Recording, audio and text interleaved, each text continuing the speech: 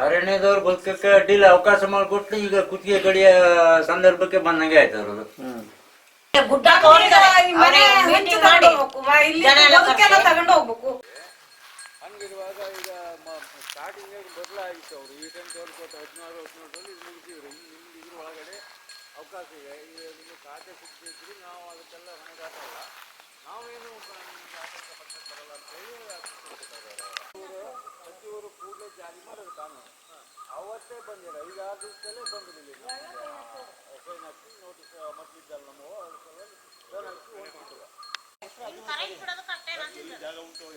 ಇಲ್ಲಿ ಬಿಡಿಸಿ ನಮ್ಗೆ ಆ ಕಡೆ ಲೋಕಲ್ ಜಾಗದಲ್ಲಿ 1 ಎಕರೆ 2 ಎಕರೆ ರೆಕಾರ್ಡ್ ಮಾಡಿಕೊಟ್ರೆ ಅದನ್ನ ಮಾಡ್ಬೋದು.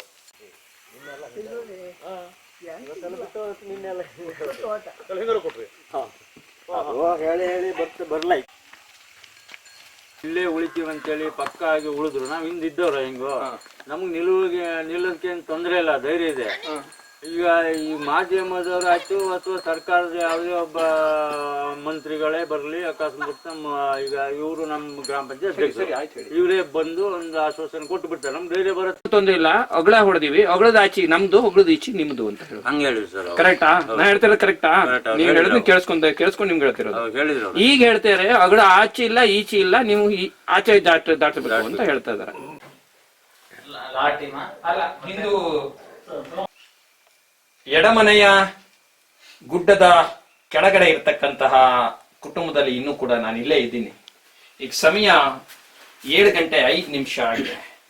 ಈ ರಾತ್ರಿಯಲ್ಲಿ ಇವ್ರ ಜೊತೆ ಮಾತುಕತೆಗೆ ಇಷ್ಟೊತ್ತು ಸುಮಾರು 1 ಗಂಟೆಗಳ ಕಾಲ ಮಾತುಕತೆ ಆಡಿದ್ದೀನಿ. ಮಾತುಕತೆ ಆಡಿದ ನಂತರ ನನ್ನ ಎದುರುಗಡೆ ಇರ್ತಕ್ಕಂಥ ಕೆಲವು ಕಹಿ ಸತ್ಯಗಳನ್ನ ನಾನು ಎದುರುಗಡೆ ಹಿಡದೆ ಇದ್ರೆ ಆತ್ಮವಂಚನೆ ಆಗತ್ತೆ. ಇಲ್ಲಿ ಎಡಮನೆಯಲ್ಲಿ ಇರ್ತಕ್ಕಂತಹ 13 ಕುಟುಂಬಗಳು ಯಾರು, ಇವರ ಸಾಮಾಜಿಕ ಹಿನ್ನೆಲೆ ಏನು, ಇವರ ಬದುಕಿನ ಬಹಳ ಮುಖ್ಯವಾಗಿರ್ತಕ್ಕಂತಹ ಆರ್ಥಿಕ ಸಾಮಾಜಿಕವಾಗಿರ್ತಕ್ಕಂಥ ಹಿನ್ನೆಲೆಗಳು ಏನು ಅಂತ ಯೋಚನೆ ಮಾಡ್ತಾ ಹೋದ್ರೆ, ಅದನ್ನ ಅಧ್ಯಯನ ಮಾಡ್ತಾ ಹೋದ್ರೆ, ಇವರೆಲ್ಲರೂ ಕೂಡ ಮಲೆನಾಡಿನ ಅತ್ಯಂತ ಪ್ರಬಲ ಸಮುದಾಯ ಎಂದು ಕರೆಯುವಂತಹ ದೀವರ ಸಮುದಾಯಕ್ಕೆ ಸೇರಿರ್ತಕ್ಕಂಥ ಕುಟುಂಬಗಳು ಅನ್ನುವಂಥದ್ದು ಸಂಗತಿಗಳು ಅರ್ಥ ಆಗತ್ತೆ. ಬಹಳ ಮುಖ್ಯವಾಗಿ ಕರ್ನಾಟಕ ರಾಜ್ಯದಲ್ಲಿ 4ನೆಯ ಅತಿ ದೊಡ್ಡ ಜಾತಿಯಲ್ಲಿ ಒಂದಾಗಿರ್ತಕ್ಕಂತಹ ಈಡಿಗ ಸಮುದಾಯಕ್ಕೆ ಸೇರಿರ್ತಕ್ಕಂತಹ ಕುಟುಂಬಗಳು ಇವು ಅನ್ನುವಂಥದ್ದು.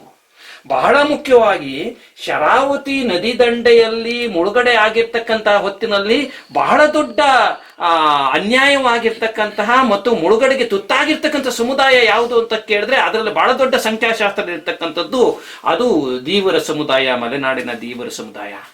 ಆ ಸಮುದಾಯದ ಮುಳುಗಡೆ ಸಂತ್ರಸ್ತ ಕುಟುಂಬದ ಹಿನ್ನೆಲೆಯಿಂದ ಇರ್ತಕ್ಕಂತಹ ಕುಟುಂಬಗಳು ಇವರು ಅನ್ನುವಂಥದ್ದು ಇನ್ನೊಂದು ಮುಖ್ಯವಾಗಿರ್ತಕ್ಕಂತಹ ಸಂಗತಿಗಳು. ಬಹಳ ಮುಖ್ಯವಾಗಿ ಬಂಗಾರಪ್ಪನವರು, ಕಾಗೋಡು ತಿಮ್ಮಪ್ಪನವರನ್ನ ನಂಬಿಕೊಂಡು ಆ ನಂತರದಲ್ಲಿ ಬಂದಿರತಕ್ಕಂತಹ ಗೋಪಾಲ್ ಕೃಷ್ಣವರು, ಹರ್ತಾಳ ಹಾಲಪ್ಪನವರು, ಕೋಟಾ ಶ್ರೀನಿವಾಸ್ ಪೂಜಾರಿ ಅವರು, ಆ ಕಡೆ ಸುನೀಲ್ ರವರು, ಇವ್ರನ್ನೆಲ್ಲ ಟಿವಿ ನೋಡಿದವಾಗ ನಮ್ಮದೇ ಸಮುದಾಯದ ಮಂತ್ರಿಗಳಿದ್ದಾರೆ, ನಮ್ಮದೇ ಸಮುದಾಯದ MLAಗಳಿದ್ದಾರೆ, ನಮ್ಮದೇ ಸಮುದಾಯದ ಮುಖ್ಯಮಂತ್ರಿಗಳಿದ್ದಾರೆ, ಹೀಗೆ ಒಂದು ಕಾಲದಲ್ಲಿ ಪುಳಕವನ್ನು ಕಂಡುಕೊಂಡಿರ್ತಕ್ಕಂತಹ ಜೀವಗಳು, ಕುಟುಂಬಗಳು ಇವು.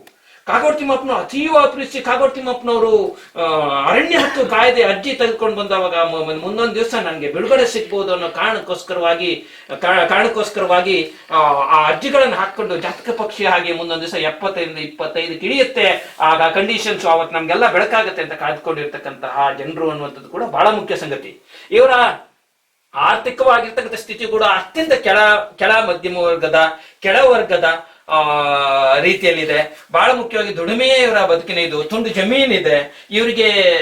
ಆ ಜಮೀನಿಗೆ ಹಕ್ಕಿಗೆ ಸಂಬಂಧಪಟ್ಟಂತೆ ಇನ್ನೂ ಕೂಡ ಇದು ಬಾಕಿ ಉಳಿದುಕೊಂಡಿದೆ, ಅರ್ಜಿಗಳು ಬಾಕಿ ಉಳಿದುಕೊಂಡಿದ್ದಾವೆ. ಹೇಳಿ, ಏನ್ ಹೇಳಕ್ ಬಯಸ್ತೀರಿ? ಈಗ ಕಾಗೋಡು ತಿಮ್ಮಪ್ಪನವ್ರು ಬಂದಾಗ ಏನಾಯ್ತು? ಹಿಂದೆ ಅರ್ಜಿ ಕೊಡಕ್ಕೆ ಅವರೇ ಬಂದಾಗ ನೀವು ಬಂದಿದ್ರ? ಭಾಷಣ ಎಲ್ಲ ಕೇಳಿದ್ರಲ್ಲ.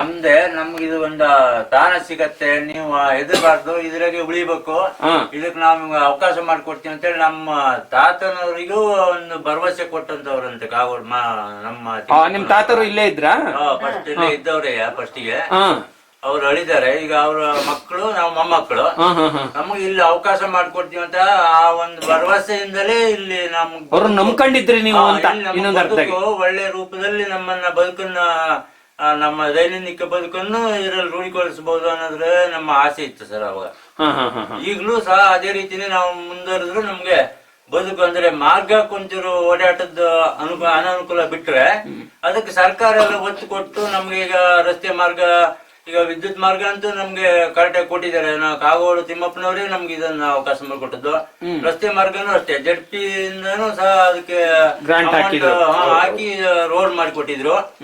ಆಮೇಲೆ ಕುಡಿಯೋ ನೀರು ಅದೇ ರೀತಿನೇ ಒಂದು 6-7 ಕಿಲೋಮೀಟರ್ ಇಂದಲೂ ಪೈಪ್ ಕಾಡೊಳಗೆ ತಂದು ಹಾಕಿ ಬಂದು ನೀರು ಕೊಟ್ಟಿದ್ದಾರೆ, ಅದಕ್ಕೂ ಸೌಲಭ್ಯ ಕೊಟ್ಟಿದ್ದಾರೆ. ಇಷ್ಟೆಲ್ಲ ನಮ್ಗೆ ಅನುಕೂಲ ಇರುವಾಗ ಮುಂದೆ ನಮಗ್ ಭೂಮಿ ನಮಗ್ ಬೇಕಲ್ಲ, ನಮ್ ಸ್ವಾಧೀನ ಅನ್ನೋದು ನಮ್ದು ಹಕ್ಕು ಅನ್ನೋದು ಬೇಕಾ ಭೂಮಿದು.